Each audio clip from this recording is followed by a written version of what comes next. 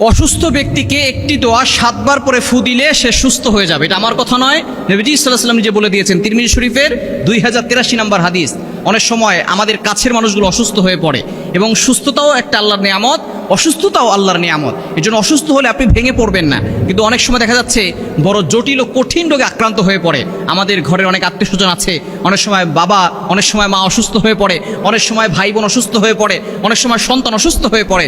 নবীজি ইসলাম জানিয়ে দিয়েছেন এই ছোট্ট দোয়াটা যদি অসুস্থ ব্যক্তির পাশে 7 বার করে ফু দিতে পারে, তাহলে যদি তার মৃত্যু না থাকে আল্লাহ পাক রব্বুল আলামিন তাকে সুস্থ করে দিবেন।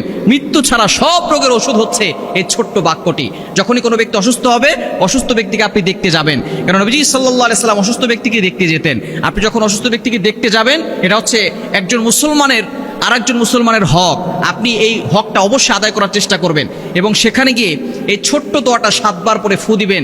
যদি তার মৃত্যু না থাকে আল্লাহ তাআলা তাকে সুস্থ করে দিবেন। নবী সাল্লাল্লাহু আলাইহি ওয়াসাল্লাম নিজে বলে দিয়েছেন, তিরমিজি শরীফের 2083 নম্বর হাদিস। দোয়াটি হচ্ছে আসআলুল্লাহাল আযীম রব্বাল আরশিল আযীম আইয়াশফিয়াক, আসআলুল্লাহাল আযীম রব্বাল আরশিল আযীম আইয়াশফিয়াক। এই ছোট্ট দোয়াটি আপনি 7 বার পরে যে অসুস্থ আছে তাকে ফু দিয়ে দিবেন এবং তার জন্য একটু দোয়া করবেন। দেখবেন আল্লাহ পাক রব্বুল আলামিন তাকে শিফা দান করবে ইনশাআল্লাহ।